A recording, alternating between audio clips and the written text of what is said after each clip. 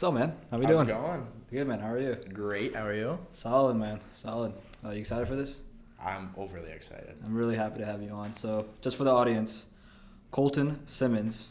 Symons. I was going to ask you if I pronounced that right. So, Colton Symons was Michigan State Wrestling Champion at 190 pounds earlier this year. So, in the senior year of high school, 2024.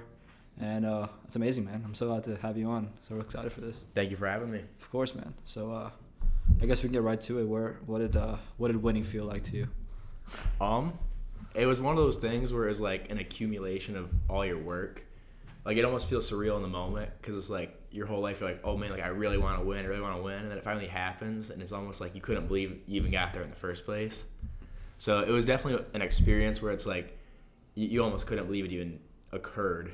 It was just like such a surprise in the moment that you're just overly excited about everything.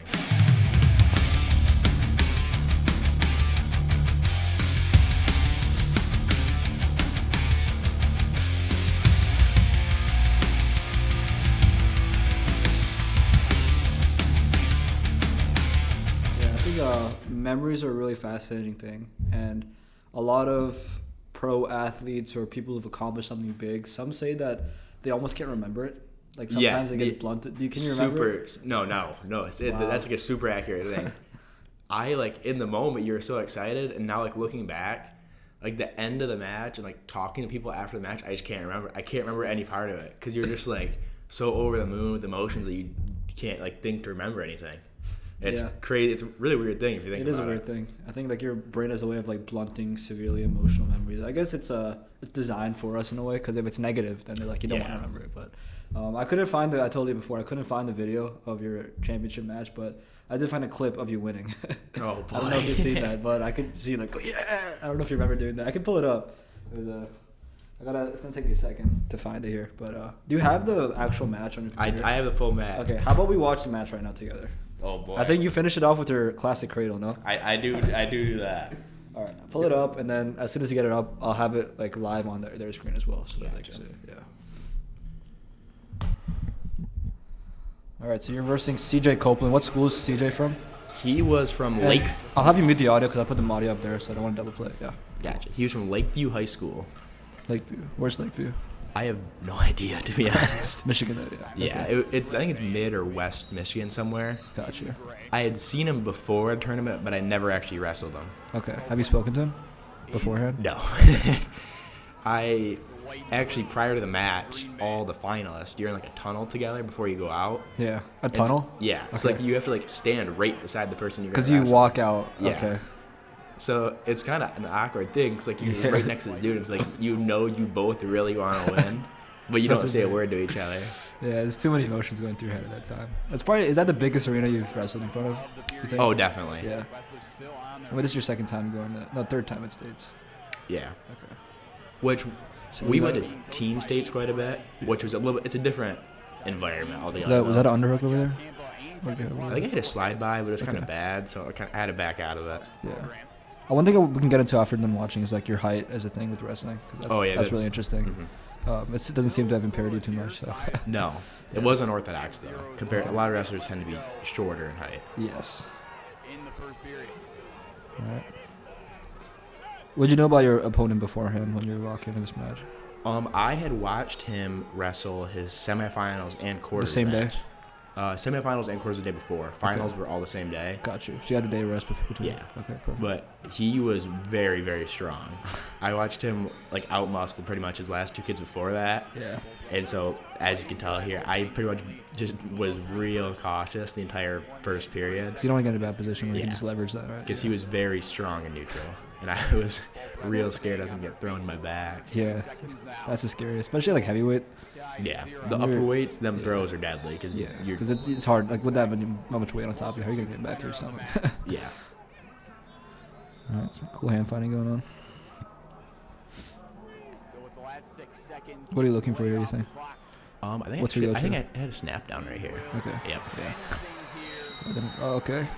I was really big on like snaps, slide bys, ducks, that kind of thing. Not a big. Do you try to get to slide by to what do you call it? Body lock from the back?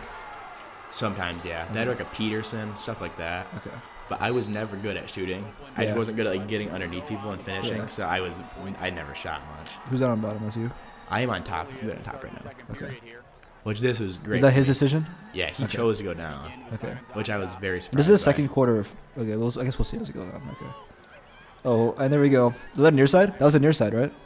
Yeah, I think so. Oh man. I thought for sure I was gonna fit him here, but I didn't. Oh, you thought didn't. for I was sure waiting for did. it. Wow, he got out of that. That's impressive, man. Get out of a dangerous situation. Symons will get 3 points for the near fall. Take that 3-0 lead with 1:30 left to go in the second period. What do you work on top usually? A lot of cradles, heavy on cradles. That's your number one. Yeah. Without a doubt. That's like your runs in your whole family, right? Yes, all my brothers. What's your older brother's name? Caleb. Cody was my oldest one, and Okay. then Caleb was the second, Okay. and then Cooper was the third. But And you're all state champs. not all of us. Okay. Caleb was, but all of us placed at states over our career. Amazing, dude. Yeah, we ran a lot of cradles. Was that a game? Yeah, that was it. I don't even. Okay, I gotta replay that. I missed it. I missed the pin.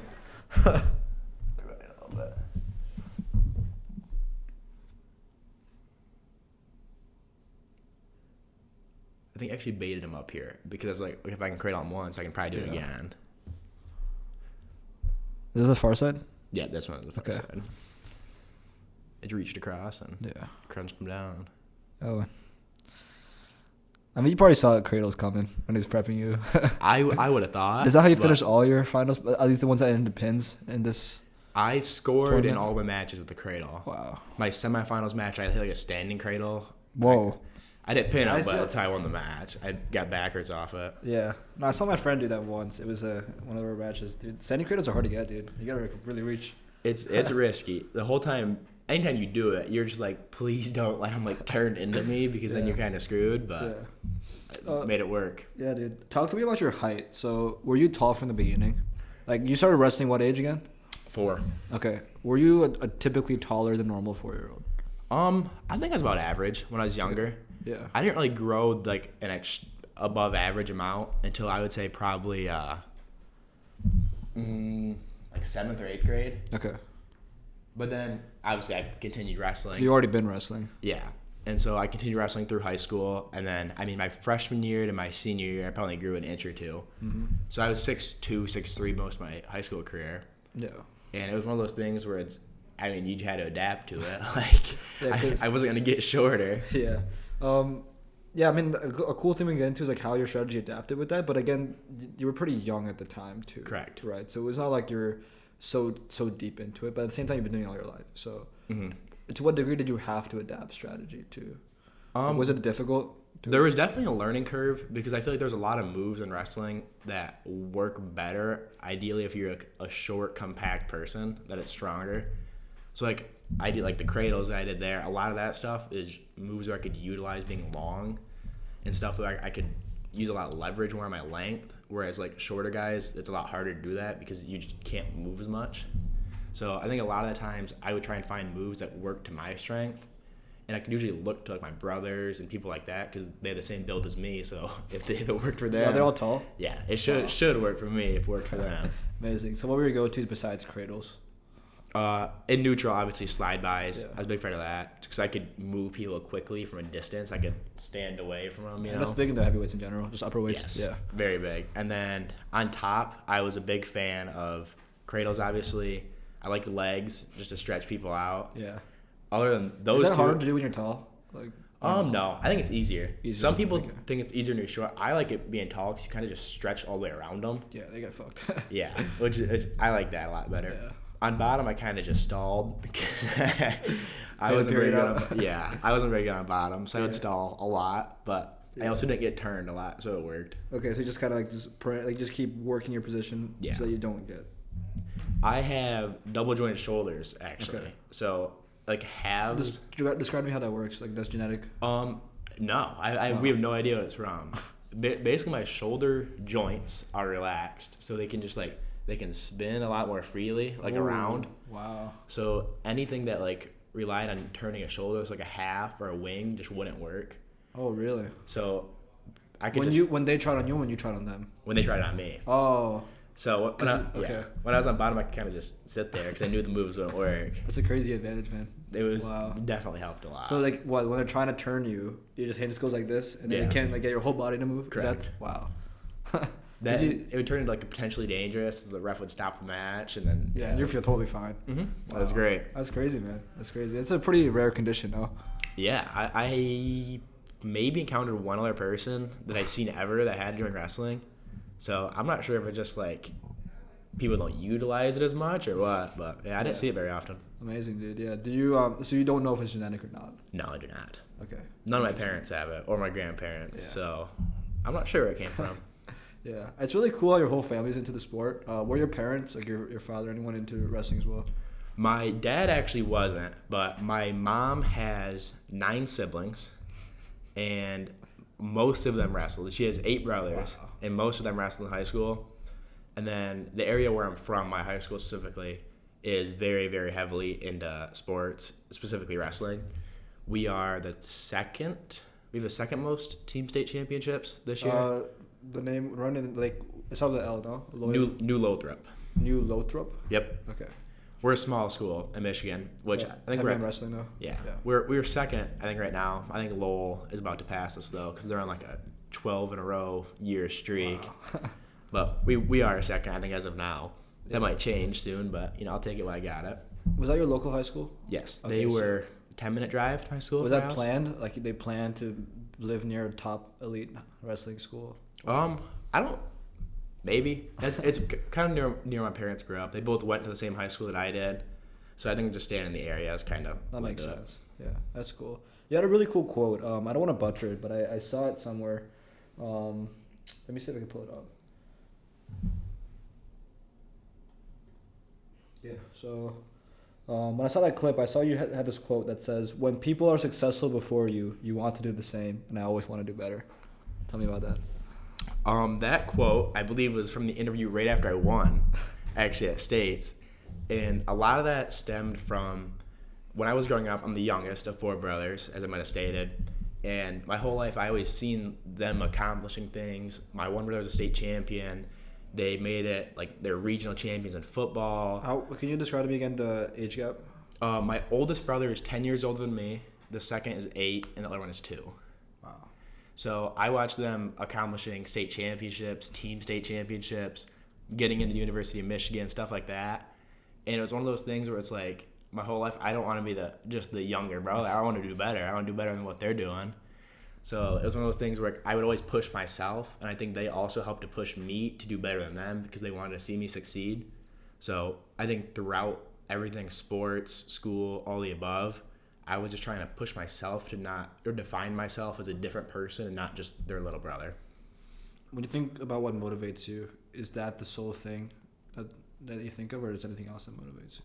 I think it's definitely a big part of it. I think I developed a strong work ethic from it as wanting to define my own identity. I wanted to be my own person. I think that being an individual and not just a symptom of where you came from, I think it's really crucial to not be defined by your background, even if it's good or bad. So I could have just been, average. I'm like, oh yeah, they were good, and so I'll be okay. But for me, it was really important to build my own path and not just ride in whatever they had, because I wanted to show what I was capable of as myself and really expand upon my boundaries and not just theirs. Interesting, man. When you think about the pressure, as you described it as pressure to become yourself or to formulate who you are and to do better, do you think that ever made you feel like negative emotions on the way for a prolonged period of time, or were you pretty positive outlook throughout the period? There was definitely some points. I think my sophomore year of high school, I didn't place at states. I lost out in the blood round of regionals. What's the blood round? The blood round would be the round, either if you win, you make it to the states, and if you lose, you don't.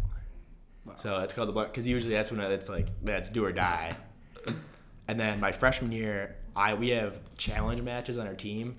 So if you and another guy are at the same weight class, you can only enter so many people into districts, and you have to wrestle Within each your other. school? Yep, to get the spot. And I lost my match my freshman year in ultimate overtime, tiebreaker. and that guy went on to end up placing 5th at states.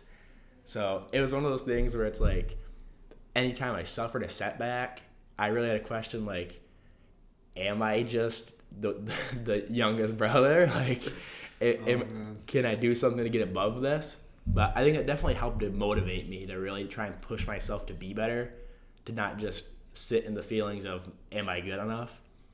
But overall, I think it definitely helped me. Very interesting, man. Can you remember back to some of those emotions more deeply? Like, let's look back to freshman year first, and you just lost that match in double overtime to this guy. Tell me about that, the day that followed, if you can remember it. Oh, I can remember it quite well. So, shout out Brady Gross. He was a cool guy. Still in touch with him? Somewhat. I see him when I go home sometimes. He's a cool guy. But he beat me my freshman year for this challenge match. And he was good. He was pretty good. So, like, I shouldn't have been that upset about it. But it was one of those things where it's like, you really doubted yourself on if I had it, if I was good enough, if I was putting in enough work for it. And so it's kind of one of those things where you went home and you really just had to sit there and think about, have I done what I needed to do? Is it just a symptom of me being lazy? Do I have to drive? Like that kind of thing. And so I think it definitely is like an overhanging thing over my head. Because, I mean, after you lost that match, you have a full year until your next wrestling season. So, I mean, the next day was definitely the worst because the whole time we're thinking, what little thing could I have done different? Which I think applies. So close, too. No? Yeah. Fuck. It applies in a lot of situations where it's like one little thing you think, oh, the what ifs, you know, like what if I did this different? Would I have won? Do you remember the match? I remember. Tell me about the match. Both of us were very defensive wrestlers, so like neither of us scored for most of the match. I think we both had like one escape, and then first overtime nobody scored. Second overtime, I think we both scored once, and then third overtime. Is that the ride out? Yep, ride out. So first person to score in the match got choice, like top or bottom. And I scored first, and I don't know why, because we had both rid each other out like 3 times. I chose bottom, and then I got rode out. You're so tired already, bro. Yes. Oh, man. And then I got rode out. Wow. It was a rough day, but I think it ended up making me a better person wrestler overall. Definitely in the long run. Did you become cynical at all? I wouldn't say so. I think with anything, there's like obviously some resentment towards the person that beat you, but like it was one of those things where it's like as a teammate, like you just gotta hope they do the best with it, because I mean, what are you gonna do after that?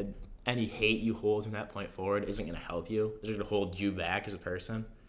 So I think letting go of it really improved who I was. Because I think holding on to it would have just held me down farther. When did you realize that?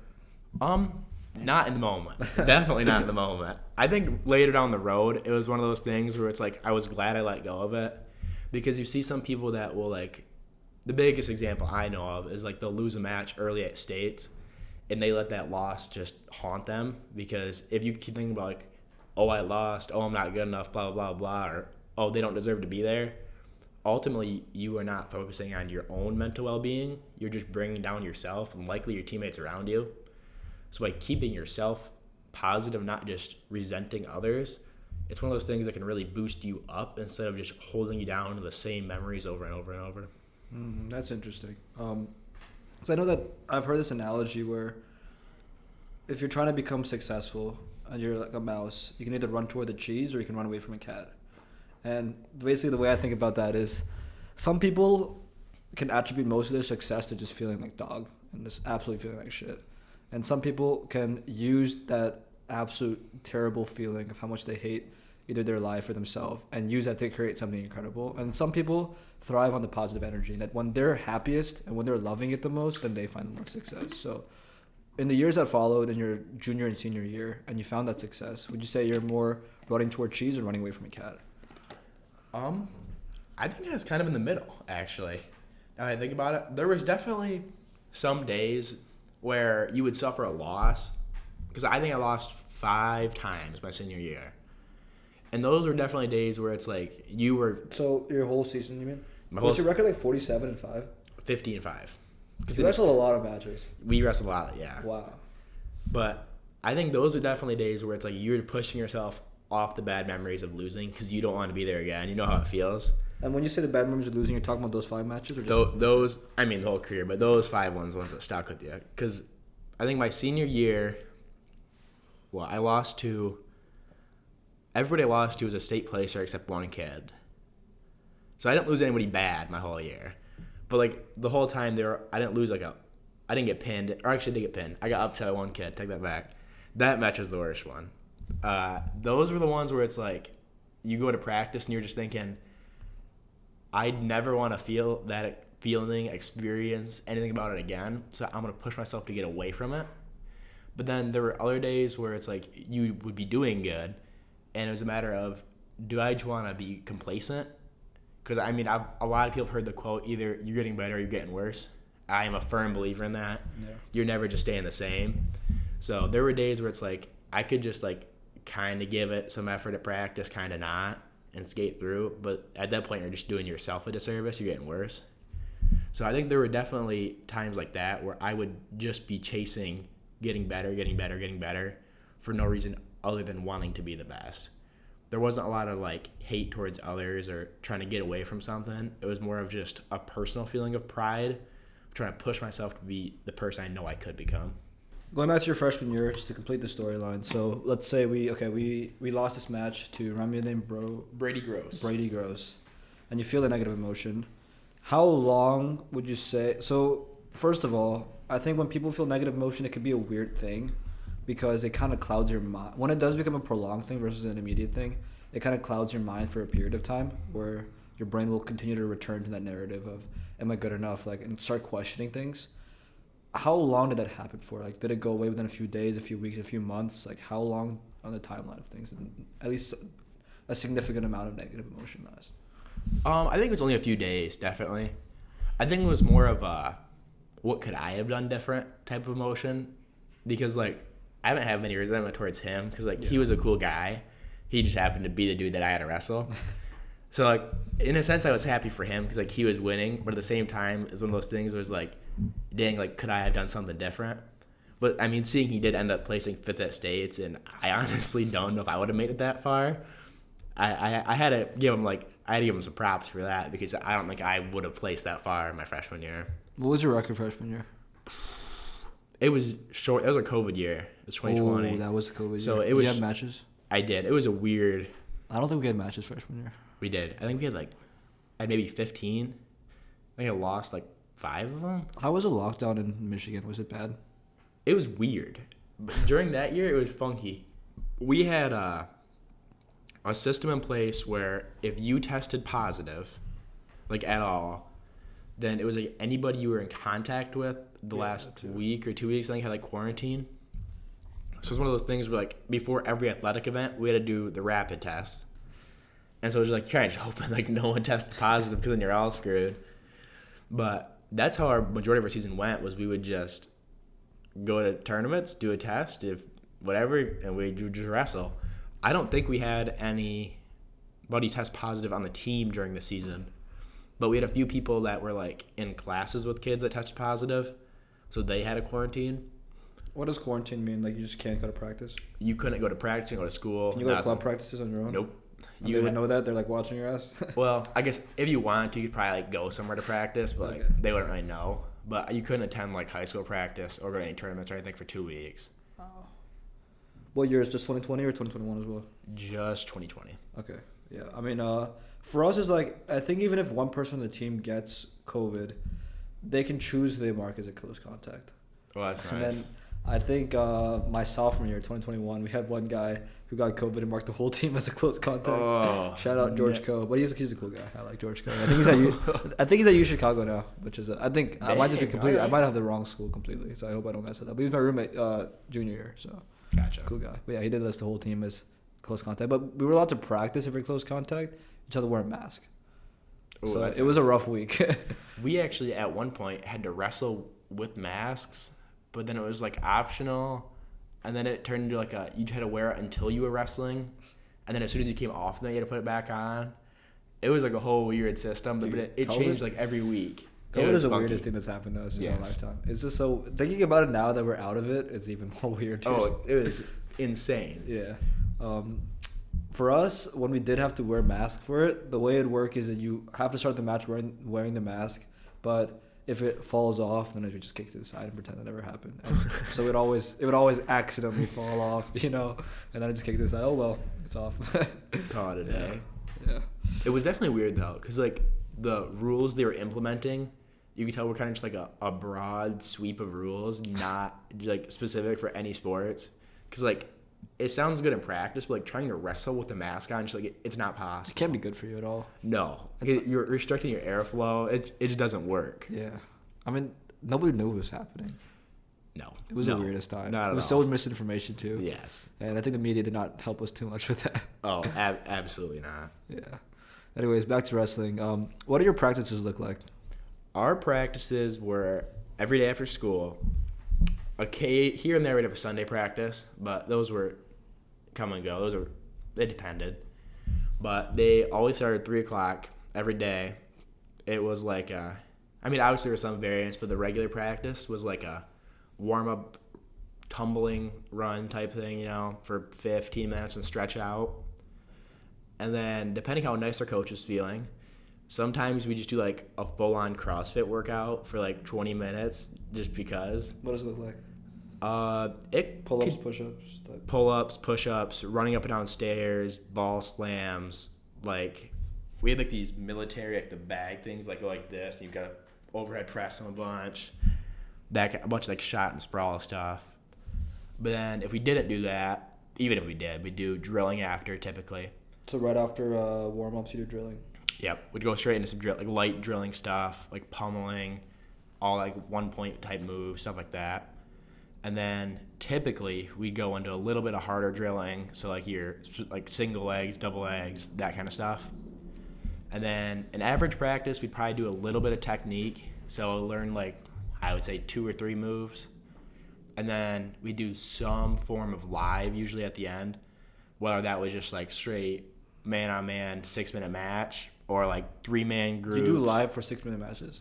Oh yeah, we would go hard. And then we would just keep switching partners. I mean, we'd go for a while. We would do that too. Okay. We do that sometimes. We do like 3-man groups, and then top bottom out. Yep, that kind of stuff. The good old days of top bottom out. Near the end of the season, it became almost a tradition to do like a break drill. So what we call it unofficially, but I don't know what the actual name was. But basically, you'd get all your state qualifiers, and they would be in the middle. They would be in this group, and there would be like 3 to 4 other guys in this group with them, and the other guys would just rotate in over and over and over and over. And sometimes it was like until there was a takedown. Sometimes it was the first 30 seconds or a minute. And so the dude in there never had a break for like 20 minutes. And it was just rotating on him over and over and over. And I guess the whole point is just like, you don't want to be the guy that breaks. You want to be the dude that's, when you're in your finals match and it's 30 seconds left in the match, you aren't going to be mentally weak enough to break from being tired. Which I guess in the long run definitely helped. Because there was times where it's like, you'd get crazy tired. You're like, should I just give up a takedown? Like, should I just do this? But you learned from it. You didn't break in those matches. Cool. And then you would do conditioning off it, or no? The conditioning live kind of combined. Depended on the day. Some days we would end with sprints. Some days we would end with like a workout. Some days we would end with nothing. It would just depend on the practice went. Yeah, it's interesting, man. I mean, we would run. I think the first thing you described in the CrossFit stuff, like we had like a similar strength circuit. That we only ran like 3, 4, or 5 times a year, a season, but like we did some stuff. That was always fun to do. But what's your favorite part of practice? And if you look back, it doesn't have to be something you did every day, but like, is there a specific conditioning you look back at, or some specific like drilling thing that you like? There was 2 that I can think of. The one happened on one occasion, and I don't know why we did it. I don't remember why we did it, but for some reason something happened, and our entire team. And it's like, I mean, wrestling's in the winter, obviously, and it's pretty cold here. There was snow on the ground. We all went outside, and we ran our entire town. Like, the entire team just had to run around the entire town and back to the school for, like, our warm-up. And it took, like, 40 minutes just because. And it kind of sucked, but it was just, like, such a weird experience that it was fun. And then the other one was handball. We'd play, like, usually it was, like, once a week, but we kind of changed it to be twice a week near the end of the year. Big fan of handball. Got really competitive at handball. Is that the one where you bounce it off the wall?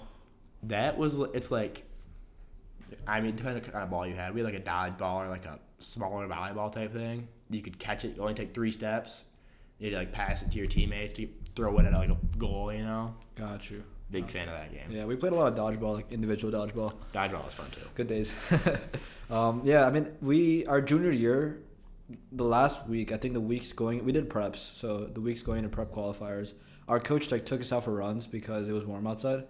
And then like that just kind of became a thing we did for the rest of like our senior year too. That we just like randomly go out. But the thing is, we're on a boarding school campus. We'd run around the boarding school campus, and he would just take us on like the stupidest like funny routes. Like one minute we're by the lake, and then we just enter like a classroom building, and then we're just going up and down the stairs inside a classroom building. And people are looking at us like, "What is this wrestling team doing here?" It's like post school day, so not that many people. And then we'll go up and down hallways. Then we'll enter dorms. It's like run around in circles. It's like they're fun, just for the sake of it. Yeah, a little bit. 2-3 miles, and then like sometimes you take us off campus. There's like a little community over there, and there's like just random trails over there I didn't even know existed. But it's fun to go outside. And that was that's like a memory I look back as well. You ever do monkey rolls or anything? Oh yeah, we did. I forgot about those. I hated those though. Yeah. Hated those, because those were always like, just without fail, it'd be like the days when it was a super hard practice. The mats would be like sweaty, and you'd go to roll and he'd just slip. Those days were not very fun. Yeah. I was not a fan of those. Since I'm lighter weight, I can kind of say that I enjoy monkey rolls. Oh, yeah, that's true. If you're heavy, I wouldn't enjoy it. No, because you're always with heavier guys and you do it too, and they aren't very athletic, so it's rough and tumble when you get out there. I like how it feels when like there's 3 guys who are doing it properly. Oh yeah, you feel so really cool. It's nice. Like it's difficult, definitely, but I remember so when we were seniors at the end of the year, the seniors got to decide the conditioning. And then they're all about to say like, dodgeball or something as a joke. And then I was one who said monkey rolls, and everyone's looking at me. I'm like, sorry guys, we're doing monkey rolls. But yeah, it was good. What was worst conditioning? Ooh, that's a great question actually. In just wrestling or football too? Whatever, man. You think football conditioning is worse for you? There were some days it was worse. Okay. God, it was probably that break drill. My sophomore year, we had like sophomore, junior year, one of the two.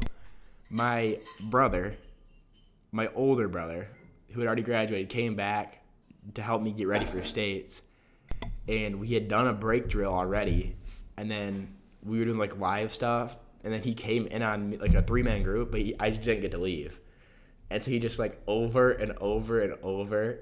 And then my coach joined in, and like I genuinely was cutting weight at the time too. So I was like, I'm going to die like doing this drill. It was awful because like when you're that mid-weight cut, like you just don't want to do anything. You're sweating bad. It was bad. It was ruthless. Sounds pretty bad. I remember one time we had this one coach, Coach Tarchis, who wasn't really one of our coaches, but he kind of volunteered and pop in every now and then because he liked to work with us. And one time, I remember we already had done plenty of live, and then we did a bunch of other conditioning stuff. And right at the end, when we're already tired, everyone's on the wall, everyone's doing a plank. Oh. And then how it works is, okay, we're all lined up. First person, sprint down and back. Second person, sprint down and back. No. All the way down. And finally, we get to the end, and it's over. I said, okay, not that way. And then we go back. It was probably at least 10-15 minutes. And the thing is, like, obviously I can't hold a plank that long, but every time I drop my knee, I like push it right back up. And I tried my hardest to keep it up the whole time, and that was probably the worst I felt ever. But it was incredible. Them were the days that you leave and you're just like, how much do I like wrestling? Like, was it worth it? You know what's weird is I feel like those days, it feels the best when you're done with the practice. When you're done, I would agree. Yeah. When you're done, you feel like you accomplished something. Yeah. It's like you finished the mission. You got it done, and it's just like, wow, like I'm a better athlete because of it. Yeah. It's a surreal feeling, man. It's probably one of the most incredible feelings I've ever felt. Even if I'm not wrestled as much as you have at all. But I still feel like anyone who wrestles, I can access that in some way. I would agree. I think wrestling as a whole is definitely like one of the most mental sports there is, in terms of like the rewarding feeling you get from it. Which, like, from an outside perspective, you wouldn't think that's the case. But I think just from understanding like the grind and like the pure effort that you have to put in to get out something from it is definitely what makes it special for a lot of different sports. You wrestle year-round in high school? Not really. My junior and senior years I did in the summer. I think it definitely helped me quite a bit. Like when I was younger, I'd never really seen the benefit in it. And then the older I got, I started to go to like a few summer camps, and then eventually I wrestled like on teams over the summer. I think it definitely helped me quite a bit as I got older, but I never really did until the last couple years of high school. Cool. And you're still wrestling now at club? Yeah, here and there I go to club stuff. Amazing. Just to stay in shape. Amazing. What's the longest period of time you went without wrestling then? Oh, in 4th grade, I broke my arm playing football at recess. At recess? Yeah, at recess. Flag football. And so I didn't wrestle for like a full year. And then in 5th grade, I just didn't feel like it for some reason. So I just didn't wrestle then either. Wow. And then I just picked it back up in 6th and went from there. So it was like a 2.5 year gap just because, I guess. It's kind of weird. Do you remember like aspects of your life from back then, or is it too far away? Like, I remember quite a bit of it. I remember like the sports stuff and stuff like that. Okay. Do you remember what that injury felt like? I mean, when you're younger, I never really realized it until I got older. When you're younger, like your body is so much more like flexible and durable. Because like I broke my wrist right here. I cut it through. But like I mean, it hurt. But like it didn't hurt that bad. Did you fall on it like this? Yeah, I fell like down, and it like this. Yeah, and it broke right there. But like, I guess it didn't really hurt that bad. It kind of just, I mean, like obviously it hurt, but like, I think if it did it now, it would hurt way worse. Just because like my bones stuff doesn't move the same as I did when I was younger. But it was definitely weird, cause like you look down and your arm just all funny. You're just like something's like not right. Yeah. But I was too young to know what it was. Yeah, that's wild, dude. And was that the worst injury you've had? I would say so. Yeah, I had some minor stuff in football, and I actually dislocated both my knees in wrestling. But like that, what year? Kneecaps, both my kneecaps. What year? My junior summer going into, and then my senior, like the start of my senior year.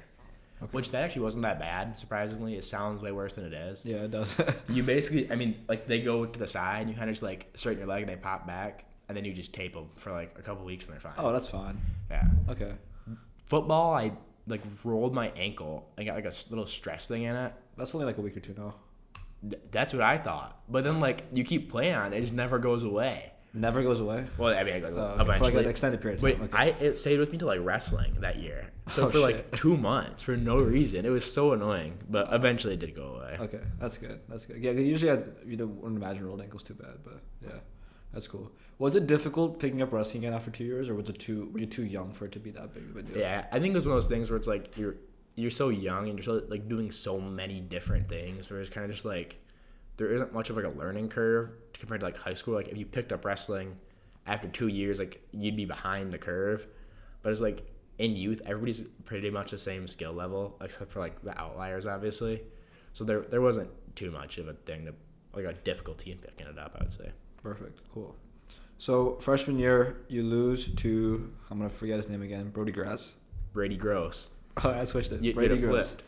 Brady Gross. You lose to Brady Gross, and you have a short 3-4 day period of mental afflictions and questioning life and random thoughts, and then you get back to it. You have a good, decent season. I think it was COVID year. You went 10-5. Yeah, something like that. Where were you at the end of that year, mentally, physically? What are you thinking, long-term wise vision at the end of your freshman year? I think both. I was like, I definitely made a big change after that year, but like I definitely started hitting the gym a lot harder after that. Mentally, I think I became a stronger person after that, without a doubt, because that summer going into it, I started going to like all the football lifts a lot more. I was on varsity that year for football, so it was one of those things where it's like mentally you had to mature quick. Like there wasn't any room for being behind, because I mean if you're going out on a varsity football field and you're acting like a freshman a year and you get killed. So it was one of those things where it kind of matured me quickly to get into the game. I started lifting harder. I started like putting my headspace where it should be and not just like worrying about little things all the time. What did your lifts look like back then? Was it just like typical like, football team, like bench, squat? Yeah. Like, it was like the football coach, strength coach special. Was lifting love at first sight? Because I think you probably started wrestling before you started lifting, definitely, because you started wrestling a lot younger. What years did you start lifting? And then maybe you were inconsistent and you started picking it up more that time. So what did lifting feel like at first too? Was it love at first sight or? I wouldn't say it was love at first sight necessarily, but I first started just because of the football workouts. Because I was like, okay, we had to go to them, whatever. Started doing that, and then my sophomore year, so it would have been my one brother's senior year. He pushed me to Your coach? my brother brother. Cooper. He pushed me to like really hit it harder. So like we started going to the gym after school. We started going like in the off season, all the above, like trying to get stronger. And I think that definitely made me like it a lot more because it was one of those things where it's like when you're just going inconsistently with football practice, it's kind of just like a chore. But then when you're going after school or stuff like that, it becomes kind of like a hobby, something you enjoy. And that definitely made me like it a lot more, I would say. Cool, man. I want to talk about lifting stuff, but just one thing that came to my mind. So it seems like your relationship with your brothers, there's definitely a competitive nature there.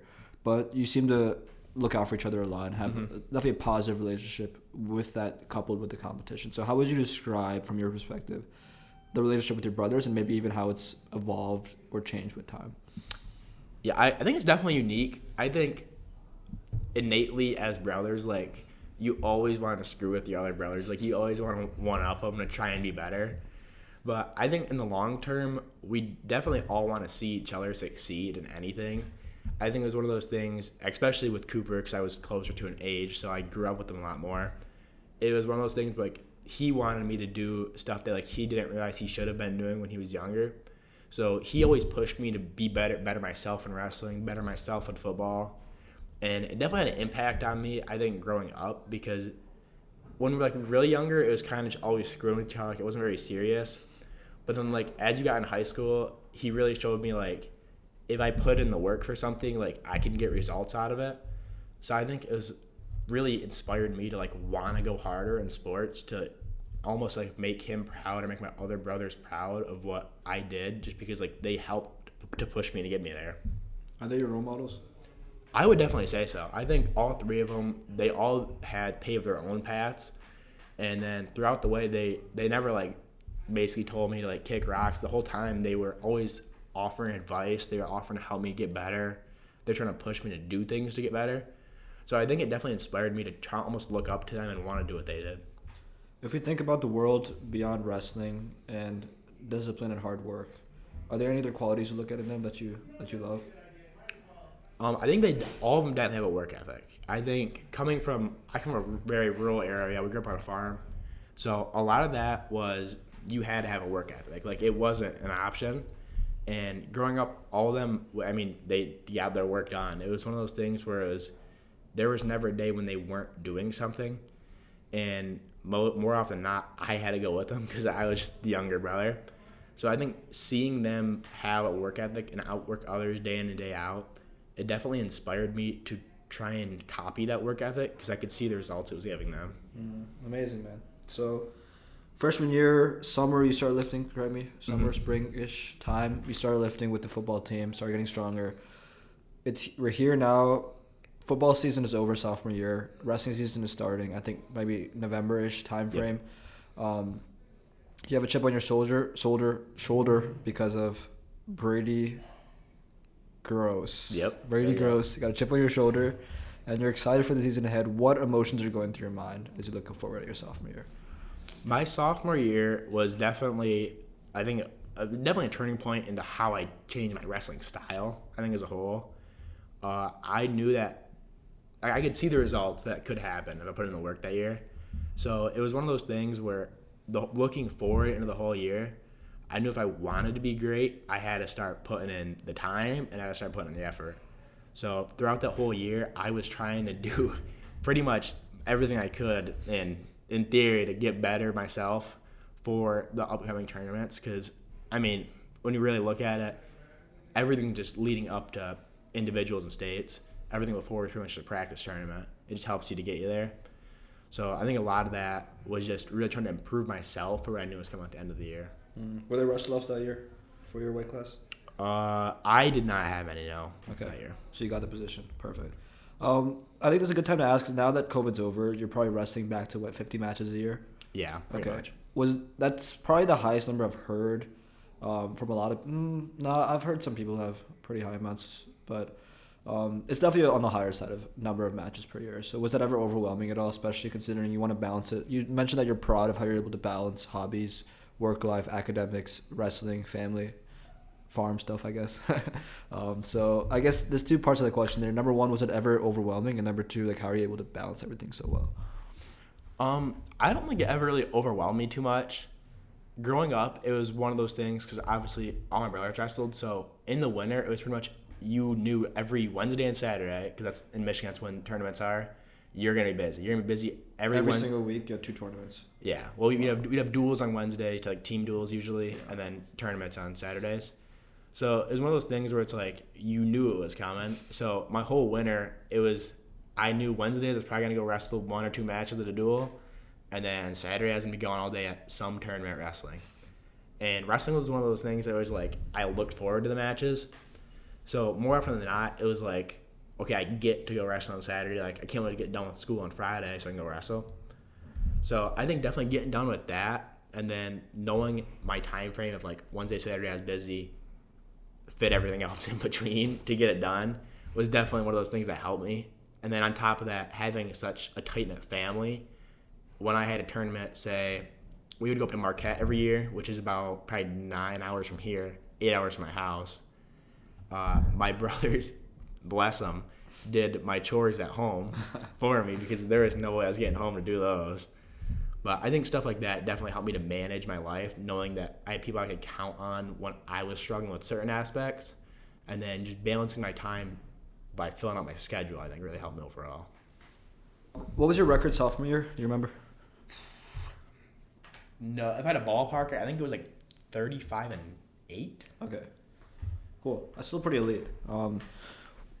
Would you say you were consistently elite throughout the season, or was there like ups and downs throughout the year? Do you remember like the course of events, how it played out? My sophomore year, there was definitely ups and downs. I definitely beat some kids that were better than I was, but I also lost some kids that were worse than I was. The most notable match was my regionals, my sophomore year. I lost to 2 kids that I should not have lost to at all. And those matches were bad. I will never forget those ones. What do you think you did wrong? I think it was a mindset thing. I think it was definitely one of those things that I improved on as I got older. But that year, definitely, it was, if I started like losing in a match, mentally, I was like, oh, like I'm not going to be able to come back. Like I'm going to be screwed. Mm-hmm. And that ended up happening in both matches where I either got tired or I got down in points. And I feel like I almost just gave up because I didn't think I could come back. Which in hindsight was totally stupid, but at the time I didn't know any better. Do you think that's a pattern you've seen even past sophomore year into your senior year? There's a pattern where you'll mentally, part of you wants to give up as soon as you start losing. I think definitely, yeah. I think wrestling as a sport is super mental. And me personally, even like when you don't, even subconsciously, like when you start losing, it's kind of like oh shit, like I need to lock in and do something different. I think as I got older, I definitely learned how to manage it as a not, oh no, I'm going to lose, as more of a, okay, now I got to start working hard to get the points back, which when I was younger, I didn't really have that motivation. It was more of just, oh no, I kind of lost. But when I got older, I think I definitely changed that. Yeah, it's incredible, man. If you think back to all 4 years of high school wrestling, I'm assuming your most memorable match is probably winning states, but beyond that, were there other moments, if you could pick a few throughout that time as like some of the best memories? Maybe you don't remember the specifics of the memory, but you know that you felt great that day. Like, what are some of the best wrestling memories you have? Some of the best memories, I think definitely some of the best ones I had were with my coaches and some of my teammates in hotels, just because it was just such a different feeling overall, because as a team, we would go to a lot of tournaments like far away. We'd go to like Marquette and remind me where that is. Is that Marquette's in the Upper Peninsula? Okay. It's way up there. And then we go to stuff by like Adrian, which is down from us now.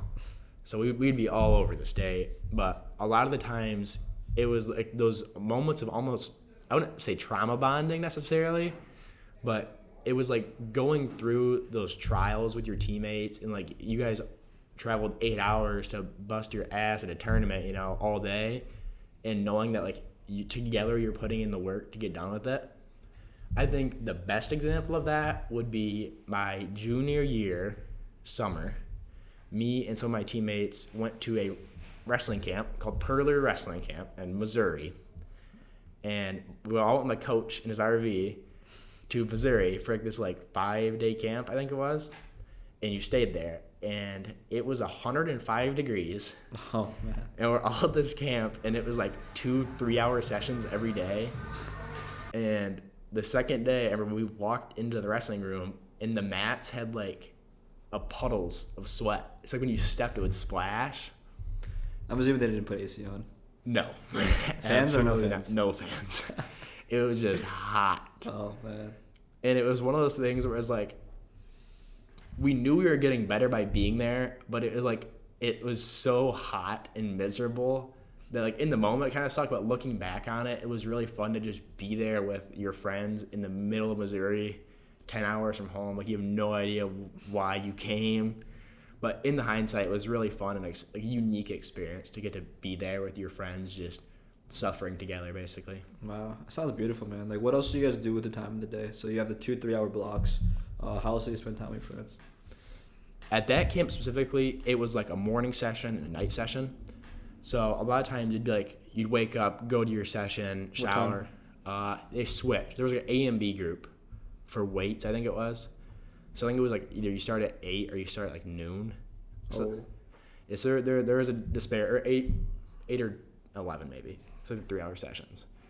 So like you would either go and eat breakfast and then go wrestle, or then you would go and wrestle and then eat like lunch. So you'd miss a meal somewhere in there, which kind of sucked. But in between there's a bunch of other campers there. So the whole time you're meeting all these random people from all across the country, and then it becomes a thing of like, wow, this dude's from Hawaii and he came here to wrestle. This dude's from Montana and he came here to wrestle. That's so cool.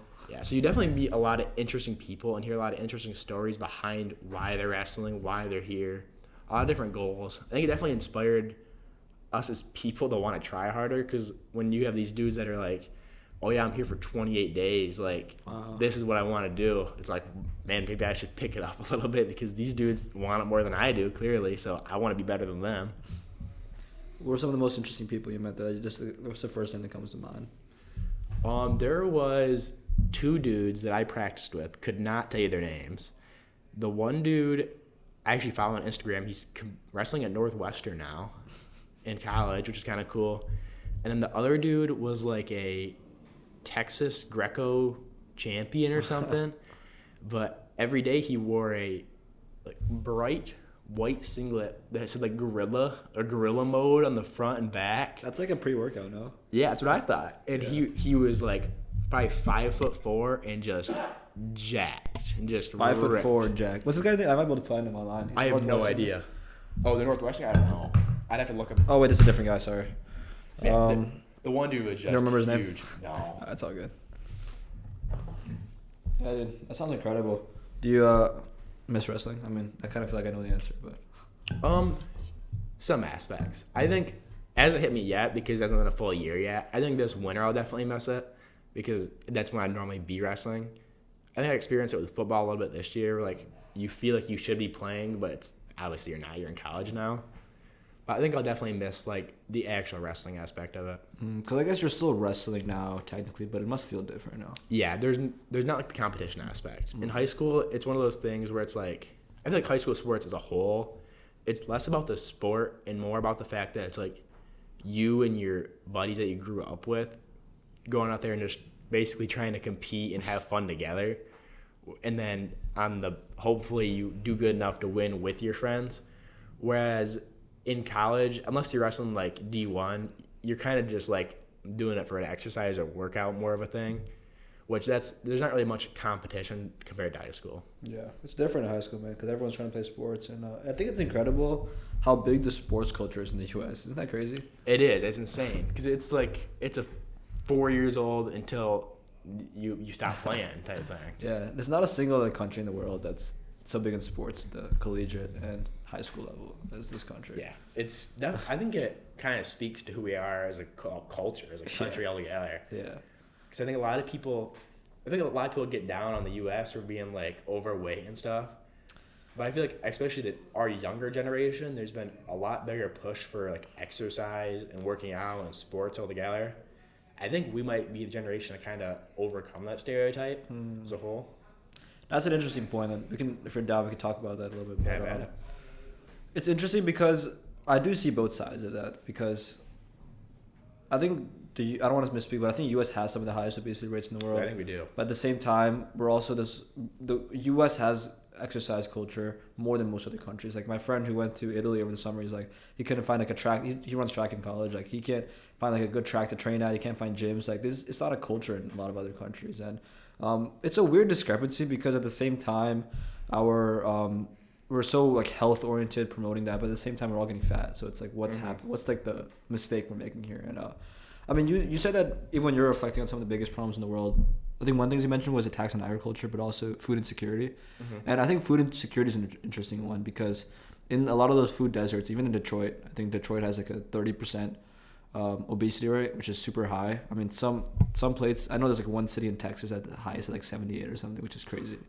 But yeah, I think the food deserts were literally the only options you have for buying groceries or like the local gas station or something, like in the middle of some hood in Detroit, and then you're eating this UPF all day. So it's interesting, man. What are your thoughts on that? I think it's definitely one of those things where, although there's a bigger access to food today, I think a lot of the issue comes from what the food actually is. I think we need a wider range of growing food across the world instead of just supplying it, because a lot of the places that are getting the worst of it that can't or they don't have the supplies to grow their own food end up getting highly processed stuff that ends up leading poor health.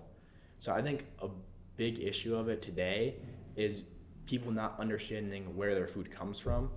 I think we need to get a bigger push almost towards people understanding how to grow their own food. I know, like, I think in Ann Arbor actually there's a project of like rooftop gardens and like community gardens and stuff. Rooftop gardens are cool.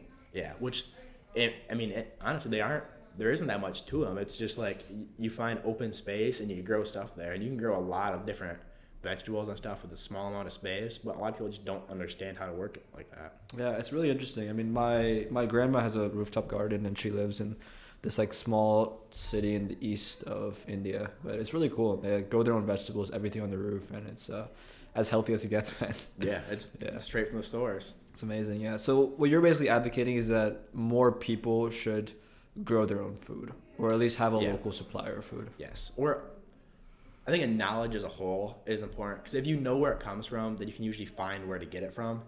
And then from that, I think it leads a lot of people to want to just grow their own food because it becomes way cheaper than they realize.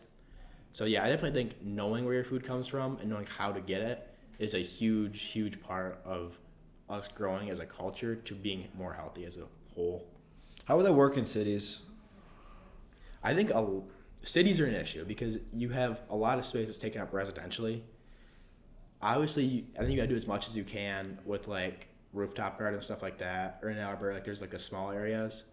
But you're crazy to think like that's gonna supply everybody. So at some level, there has to be outside agriculture that's bringing stuff in. But I think by supplementing stuff like that, it can allow you to at least balance out. What do you mean by supplements? Supplementing with like your own produce from stuff like rooftop stuff, where like you can get like stuff here and there, maybe like a farmer's market here and there. This is better than everything UPF. Correct. Yeah. That's interesting. Yeah, I mean the processed food disaster is like it's affecting everyone in the world now. I mean I don't know if you read about stuff in Brazil, but is one of the books I was reading is all about ultra processed food, and I think that it's weird because I don't think there's individual bad actors, but when people come together, the company kind of acts as its own entity in a way. I would agree. And we have companies like Nestle that literally create food deserts in places like Brazil. Like they have a boat that goes down the Amazon River and literally sells UPF food to like small villages in along the river. And because of that, since it's cheaper and since it tastes better, a lot of the local farmers are actually going are going out of business. because of that, and everyone's trying to eat this food instead because they don't again, you mentioned that people don't have the knowledge, right? So they don't understand that instant ramen and instant noodles and Kit Kats are like not that good for you. Yeah. So I don't know, man. I mean, I guess farming. What is it like to live on a farm? It's definitely different, especially going to college in Arbor. Obviously, it's a big switch. I think the biggest issue with a lot of like agriculture-based stuff is a lack of knowledge from a general public standpoint. With an increasing amount of population moving to cities or residential areas, there's a lot of the information people have about farming nowadays is all just based off like stereotypes or general media portrayal, which I think it almost hurts the industry as a whole, because then when you hear like, oh, farm fresh produce, you imagine like some big dude milking a cow in overalls, where it's like a large percentage of it's not. It's like modern agriculture. It's AI guided and drone guided harvesters that are getting your crops for you, which I think is really important for people to realize that the farming industry is super advanced nowadays. More people realize it's not just like the random person in the middle of a field with like on their hands and knees. It is a business. It's a full-on industry, and I think that like having the knowledge of where stuff comes from and knowing what an actual agriculture type establishment is super important. So when you say lack of knowledge, you're mainly saying that there's a lack of knowledge in what farming really means, and Yes, how maybe easier accessible it is. correct. I would agree. So you're arguing that it's more accessible than people think. I think it's more accessible than people realize, and then, which ironically, because of that, is making it harder. Because people don't realize how hard it is, or how like simple it is to get some products. They go to the store and they buy from the same things over and over, which in turn leads to promoting a lot of mega corporations, which the same in any industry where you have like Coca-Cola dominating by getting all the same products and they have a monopoly over it. You have bigger issues in farming where straight from the supplier, you have one or two companies that are owning tens of thousands of acres across the country. And because of that, they end up controlling the monopoly on it. Or like Tyson, they own a lot of chickens for a reason, you know what I mean? It's scary how the numbers just like you can't even comprehend that. No. It's crazy. And because of that ends up pushing out like your smaller farmers that are producing stuff ethically and right, where you have like big old mega corporations that are doing it just the cheapest way to get a buck, which ends up hurting the consumer in the long run. Very interesting, man. So I live in New Jersey, as you know, and I would say where I live, it's pretty suburban. So it's nothing like where probably you're from in North Michigan area or Central Michigan. I don't remember. Are you from Central. East? Yeah, Central Michigan. Because I think all over there's a lot more open from what I can imagine, like just open road highways and farms everywhere. Oh yeah. Now the thing is, where I live, there are actually quite a few farms nearby, but there's also a lot of residential homes and a supermarket 5 minutes from my house. For someone like me that lives in a residential area, that I don't even know what the farming regulations are for a residential area where we live in our community, but I know there's farms nearby. Would you say it's a better idea to source my either vegetables or meat or eggs or whatever from a farm that might be an extra 10-minute drive, or maybe a little bit of extra cost, which I prefer to spend money. I think it's more cost effective to spend money on food in the long run. But would you say that for someone like me, it'd make more sense to go buy food from the farm than from the supermarket? I think meat specifically is the biggest one I can touch on because I have quite a bit of personal experience with that. Is nowadays meat you get at any store, unless it is like a private shop, is coming from like a collection of very, very few producers, and a large majority of that meat is coming from a feedlot, which is like 100,000 cows. They're pumped full of whatever they need.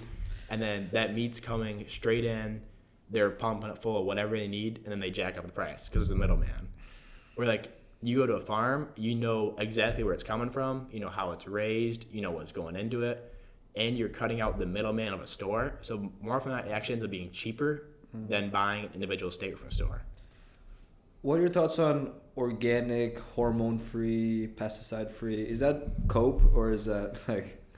I love talking about this whenever somebody brings it up. I don't want to say it's a scam, but it is wildly misinterpreted. Tell me about it, man. Organic and like non-GMO stuff like that is a huge marketing ploy that people don't realize how obvious it is. Because there's only so many things that are non-GMO, but people like label, oh, this steak is non-GMO, but no cows are genetically modified. So there's nothing. It's all non-GMO. And then like same with like organic non-pesticide just means like, okay, this chicken hasn't been fed corn from a field that was fertilized the past 2 years, which like is the same as any other thing you get before. So a lot of companies will throw labels on like that to jack prices up, when in reality there is not much of a difference. Okay, let's say ignoring the non-GMO cows and the pesticide-free chickens, let's just say there's a packet, like the one I go to Whole Foods, healthy place, I guess, and eggs say organic, pasture-raised, or like what do they say? Free range? Free-range chicken, hormone-free. Like we didn't pump any hormones in here. Like they claim all these things on the packet that seem legitimate. What are your thoughts on that? To get those labels on their package, they have to meet certain FDA standards, yes. And they do, but they do it just barely in ways that you aren't picturing. I can speak on chickens for personal experience because I've seen the chicken farms before. Like when they say free range, that the only thing it means bare minimum square. It means they are not in a confined cage. So like they'll have a barn that's like probably 120 feet by 40, and it's like 40,000 chickens in the thing. And they have an area like this big by this big. That's what free range means. That's bullshit. Yeah, it's a lot of the big producers like that. That's how they get around it, which I think is a big reason why shopping local, which everybody says obviously shop local, help small business, stuff like that. But that's one of the biggest aspects is you know exactly what you're getting. It's hard to be misled when you can physically see what is occurring and how they're raising the animals. Wow. I mean, I had my doubts. I think when you look at those packets, and I knew about the low-fat scheme and the, what was the other one? There was another, scheme. I don't remember. No, non-low-fat's a good one to talk about. And after learning about some of those things, I really, like the sugar-free, sorry, that's one of the calorie-free Coke, all that bullshit. After learning about that, I always have my doubts about these companies and, their intentions and what they're trying to do. But for some reason, I see organic on the label, or I see hormone free, I'll just turn a side eye. It's probably legit. But I guess I always had a doubt, but no one ever raised that doubt to me. So I don't know. I'll have a conversation with my family because luckily my dad is pretty knowledgeable about some of this stuff as well, and he's willing, if he hears this, that we can probably go and start going to the farms and made them more of a priority now because I guess we know how big of a deal it is. But yeah, I think a lot of it is more of just. Every big company, they got big for a reason, and they aren't going to have bad advertising if they're popular.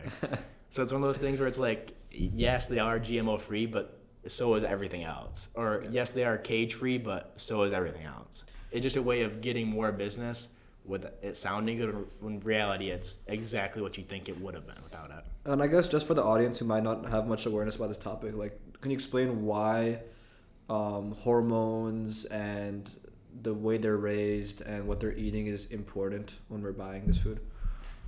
A lot of this stuff is super important because what not a lot of people, I guess, realize is any meat you'll buy from the store, for the most part, like beef especially, is almost exclusively from steers, which is a male cow that has been castrated. And that all it does is they remove their testicles. Yeah. Which in theory you wouldn't think affects anything really at all. But the presence of testosterone in the meat, so a singular hormone, affects the taste. You would notice a taste in the meat if it had testosterone in it. So when you're pumping a bunch of other stuff in there, that's going to stay in the meat. That's going to stay in any of the products for the most part. So when that gets into your body, it's not going to do what a lot of the other stuff you think would do. So you're saying that, okay, let's say we castrate this male, the steak tastes worse. So they'll pump other things in there to counteract that, and those chemicals are not good for us to digest? Kind of. They'll castrate it to get the taste of testosterone out. Oh, they don't want the taste of testosterone. Yeah, because it'll provides an off taste. Oh, it's an off taste. Sorry, I misunderstood. Yeah. But then they'll give it a bunch of other chemicals. So the only reason they castrate is to get rid of the taste of that? Pretty much. Oh, wow. Yeah, and I mean it mellows them out somewhat, but they don't. That's really what I would care. imagine. Yeah. And then they'll give them different, depending where you get it from. They'll give them hormones to try and boost their growth rate. They'll give them different stuff if they get sick just so to fucked, get them bigger. Yeah, it's a wild industry, especially on the big industrial scales. That's a big problem in the industry, almost all of the livestock industries today. So I know hormones are bad, pesticides are bad. There's enough research out there to show that. What are your thoughts on GMOs? Are they bad or not? I think that's still a subject of debate. I know my bio teacher said that they're not that bad, but then some people say they're bad. I just don't know personally. What do you think about the GMOs? I think personally, I mean, it's almost hard to speak on because I feel like there just isn't enough information on it. I think people misinterpret GMO as just automatically being like, it's going to mess me up, which I feel like it's not completely accurate, because if you just alter a gene of something to make it grow taller, I feel like it's not going to actually alter the animal you're getting. You're just going to get a taller animal. It's the same thing as like a human getting a pill to like... Do they do GMOs on animals? They can. I guess it's not happened yet though. Yeah. Okay. A lot of animal stuff is just like super selective breeding. Yeah, that makes sense. Which is that's another issue in itself. But I personally think that GMOs are essential to feeding the world as it is today, because we grow soybeans, corn, and wheat, and by we, you mean the U.S. or Michigan? The whole world. Oh, okay. Because without genetically modified crops, we would get way lower yields as a whole, and we just simply wouldn't produce enough crops to feed the world as it is. Yeah. And then without those, with GMOs, you can produce strains of wheat or other crops that are resistant to droughts for places like Africa where they're having historic droughts. You can produce water resistant stuff for places in like East Asia where they're having historic like monsoons and stuff that can better survive in water areas like that.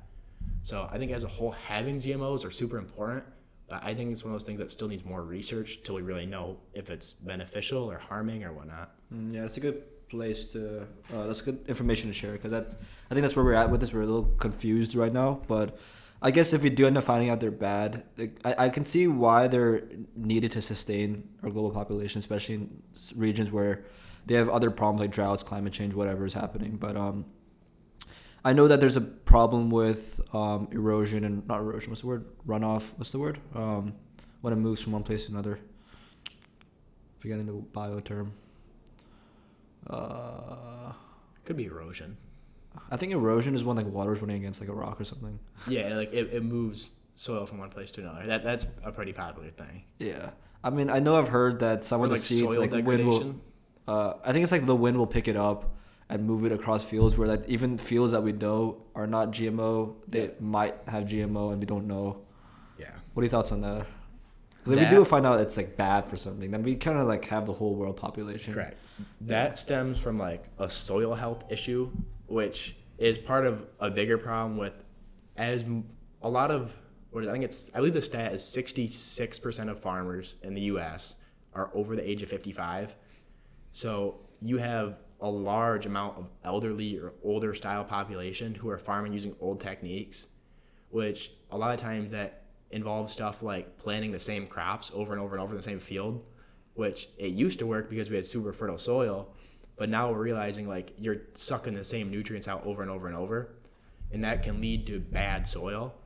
So that soil will end up blowing away into other fields, which touches on your issue again there of if they do end up being bad, everything's cross-contaminated at that point. Yeah. But I think it really remains to be seen if it ends up being a problem or not. All right, we're back. Let's take a quick pause. So yeah, you were just telling me off camera about. Remind me again where you went. It was in southern Michigan. Yep, it was a chicken producer for one of like the bigger chicken companies like that you'd buy in a store, and they basically will have a ton of chickens. 40,000 was the amount to one I went to, and a lot of these chickens they have been bred specifically just to be meat chickens. So they'll grow to like mature size in like 6 weeks, which is insane if you think about it. Like from being a newborn. How long does it normally take? It depends on the breed, but on the younger side of a year to get like a fully mature, sizable chicken. But I mean, they're harvesting these in like from egg hatching to harvest in 6 weeks, and these things like they have everything, every instinct pretty much bred out of them, other than they sit there, they'll eat, drink, and walk around like a little bit, and that's it. And they just lay down all day. So a lot of the meat you get from like a major producer at the store is literally just like one of 40,000 chickens that just eat, drink, and lay there. They do nothing. They don't go outside. None of that. Man. That's difficult, bro. And you were saying the size, so I don't know if they'll be able to understand the size of the room, but it's about the width of the room here times 3, and then they probably can't see that fence. It's pretty far, but still, to be able to fit 40,000 chickens is wild. Yeah, they pack them in there. That's wild, man. I mean, it makes you really question the world, man. Yeah. Because I think those kind of things help me think of an analogy to like human existence as well, where the chicken's world is that room. Yeah, they know nothing other than their 1.5 by 1.5 foot space. That's all they know. And some people that are in like their little cage, whatever, that's their world. Mm-hmm. And then that's just all they know. And if you try to explain to the chicken that there's something called Mars, it'd be like, the fuck? Like, what are you talking about here? To me, that those kind of analogies help me understand scale in a way that I think our knowledge of human existence in the universe is confined to one of those 1x1 squares. I agree. I think not even Mars. I think like a chicken wouldn't understand being outside. A tree? What's a tree? Yeah, they wouldn't know what being giraffe. outside is. Yeah. What is a giraffe? Which I think as a person, like you gotta understand like there's things outside of your 1.5 by 1.5 foot space. I think that's why it's super important to step outside your boundaries in life. Which I mean that can be applied to anything from sports, where you go to college, what you do in life. I think it's you can apply it to pretty much anything. Yeah, it's a great analogy for life, a good lesson to take. But what if our entire universe is that 1x1 square? You gotta go farther. You gotta step outside it. What's out there, man? What do you think? I don't know. I feel like there's got to be something. It's just so big. There's got to be something out there. Yeah, But it's crazy. Are you religious? yes, I am. How big is that a theme in your life? It's a pretty sizable thing. I think I definitely have some room for improvement. But I was raised Catholic, so I think it's definitely something that I've continued to follow up with when I can. I think it's definitely something I need to improve on, though. When I have the chance to, I'd like to improve on it. Interesting, man. One thing you mentioned early on in our discussion about agriculture was a lot of the advanced technologies now, that it's not just people like 55-year-old in his overalls, knee bent, sewing. Yes. You mentioned AI's application into agriculture. You mentioned, I know there's a lot of like data analytics now where there's much more advanced tracking methods, tracking all the different variables from like weather to like crop output, et cetera, et cetera. So I guess my first question is, if you can give us a broad brushstrokes view of some of the technologies that have been implemented in the last couple of decades in the agriculture industry, where that's going in the future of that, and then maybe we can get into even how this plays out, big farm, small farm, and individual level. But how about you start with broadly, like what are some of these technologies look like?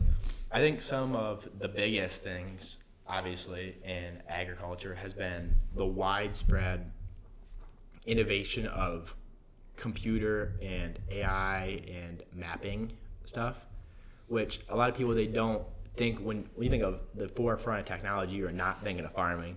Yeah. Which like a lot of people nowadays are like self-driving cars are the next big thing, but I personally have rode in a tractor or a combine where you put it on autopilot and it drives itself.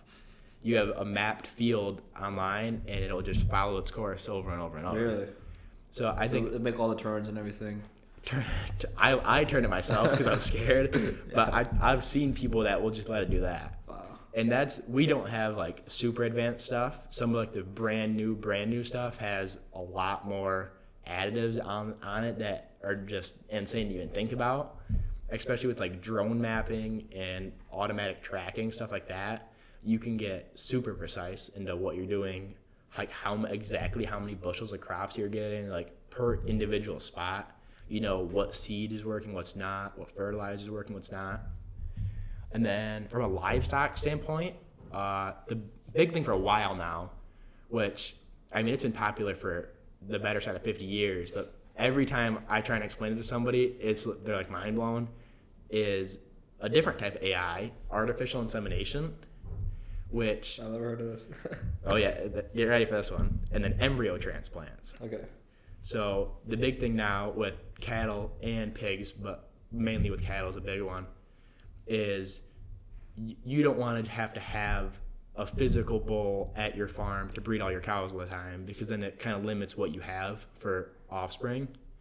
So a lot of it nowadays is you will buy a straw, like a little plastic container that has cryo-frozen semen of some bull from sometime somewhere. In a lot of You farms. said bull or bull? Bull. Bull, gotcha. It's like a mature bull. They'll collect its semen, and then they will freeze it in like liquid nitrogen, and then that enables farmers, say a dude in North Dakota, to breed his cows with some genetic stud of a bull from like West Virginia. That's wild. And then on the flip side, if you don't have good cows, then you can get a full embryo. They'll take an egg out of a female and use semen from some bull, and then you can put it into any cow, and then that will enable you to have bad cows at your farm, but then you just buy a bunch of embryos and suddenly you have good ones. That's crazy, man. We've become God. Yeah, It's crazy how advanced things have gotten to the point where We can control the lives. Yes, you can pick and We're choose pretty much designing. anything. Yeah. We are the definition of intelligent design. Yeah, pretty much. Man. That's wild, man. Can't believe we got this far. So there's definitely there's two different aspects here. The number one thing we're talking about was primarily recently there's an overwhelming amount of data that's helping us now. So we have a large amount of data through tracking, mapping that can tell us precisely like a crop yield, specifics of like this is working here, that's working here. And using artificial intelligence, we're able to take all this data and actually formulate conclusions based on it, which is drastically helping the agriculture industry. Who is this? So you said that some of these technologies even you have on your farm, such as like the mapping technology. Do you have drone mapping and stuff as well, or? Yeah, we don't personally own them, but we have used like drone spraying things. So there's like a company near us, and instead of like spraying your entire field with fertilizer, they have a fleet of drones that will map the field and just spray it individually. So then you're getting like super precise application of where it's going. You don't have like a wide range. But yeah, stuff like that is super advanced. What are your thoughts on fertilizer in general? Like, do you think even the local farms, do they have to use it? Are there any farms that don't use it, or like what's the deal with that? In some form or another, I think fertilizer is essential. Not because of the fact that when you are growing, no matter what is growing in soil, it is removing something from the soil. So any oak tree in your yard is removing something from the soil. So when you're growing a large amount of obviously the same crop, you're going to remove a large amount of some substance. Like some nutrients in the soil? Correct. Okay. Typically, like a common one is nitrogen or lime, which in hindsight, your body's made up of these compounds already. So I think in that sense, it's definitely necessary to improve your soil, improves your crops. So there's no downstream effects. It's all fine. No. Okay. As far as I'm aware, I don't want to misspeak, but as far as I'm aware, I've never heard of any down effects from that. Cool. I'm sure certain pesticides and chemicals might have some runoff effects that we haven't seen yet. Those would be ones I'd be more concerned about. But the current state of where we're at, it's you don't know what's being applied to the stuff you're eating. You have no idea. Gotcha. With most of these technologies, do most farms, if I pull up to a random farm, like I'm just driving on the highway and I see a farm, I pull up, will they have a lot of these technologies? I think it really depends where you're at. Okay. If you're in like the Midwest, like the Kansas, Nebraska's out there, a lot of that is like big time corporations. Like they're farming tens of thousands of acres, which is just an insane amount. Can't even comprehend that. Yes, it's just huge. It's a huge swath of land they're farming. They will have super advanced stuff, but for the most part, your mom and pop type farms are probably not going to have that unless they have like younger people taking over the business, which a lot of ours has been that. My older brothers, they do most of the crop stuff. I don't really have much of a hand in that. I just help when they need me. But they've been doing a lot of stuff to almost push the newer side of things and soil, like health prevention, stuff like that. Try to keep your soil healthy and really plan for the future generations and not just trying to make a dime by destroying your soil now. Yeah. One thing you talked about before was a tax on agriculture. And I guess I didn't really understand what that meant at first, but considering we're talking about like technology and all that, are you specifically referring to like cyber attacks or what type of attacks? A lot nowadays has been, back to the misinformation point, is people don't understand the whole aspect of agriculture. So when you have, it's almost one of those things where you have like monopolies on products. Like people complain about their groceries being more expensive, but then at the same time, it's because you're buying from the same corporations that are slowly buying out everything else. So they're going to control their prices on it. So a lot of it nowadays has been misinformation of people wrongly demonizing almost agriculture as being like super redneck, like not being with the times, when a lot of it, a large majority of your independent farmers are people that are just trying to produce crops for almost a hobby. Your people that are actually making a lot of money off it and really manipulating or exploiting it are your mega corporations that they're probably buying their food from in the store. Yeah, it's amazing, man. What do you think the future will be in terms of our culture and attitude toward agriculture? Like, do you see, you probably, nowadays you might hear a lot of those attacks on agriculture, but do you think that as we move forward, there's something that people or individual actors are doing to help shift the culture in one way?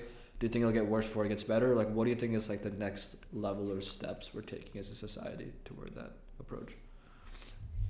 I'm hopeful myself personally. I think it can get better. I think a lot of people I've talked to around my age have been a lot more open to learning about stuff like that. A lot of people find that more fascinating, like what it actually is. Like when they can understand what's really going on and what the root of the problem is, I think can make it a lot better. I think a general knowledge is what is needed. So, but I think a lot of younger generations are more open to learn. People around our age especially are more open to learn about it. I think that can help it in the long term. Yeah, I hope, man. I mean, one step at a time, I guess. But I've definitely noticed people are more aware now. Even if step 1 of exercise is good for you, to step 2 that what you eat is like important, and the step 3 to learn about all these like nuanced specific things such as GMOs and pesticides that most people going out their days don't even think about. So I agree with you. Knowledge is the number 1 step, and I hope that I can introduce this to my large audience of 370 people. Got to start somewhere. Hopefully, yeah. I mean, I hope people watch this far and actually can change at least one thing in their life from the lessons we learned from. I definitely will. I think my action step is showing this segment to my dad, just a reminder that maybe it's a good idea to start looking at some of those farms they're buying, because we have the benefit that we live near to some of them. So, yeah, man. Colton Symons, ladies and gentlemen. Simons. There you go. Thank you. Caught myself. Thank you. Pleasure doing this episode. It was a lot of fun. Really enjoyed it. And hopefully we can do this again and we can go another 2 hours on like all right. agriculture movie. Thank you for having me on. Of course, man. I appreciate it. Thank you for tuning in to my episode. If you enjoyed that episode, I guarantee that you'll love this episode right here. The best way to support the channel is by hitting the subscribe button. It'll help me to upgrade the channel, get better guests, better production, and overall more episodes for you. And by hitting the subscribe button, it'll ensure that you'll never miss a new release. While you're at it, hit the like button, leave a comment, and share the link with your best friend. Thank you once again for tuning in, and I look forward to seeing you in the next one.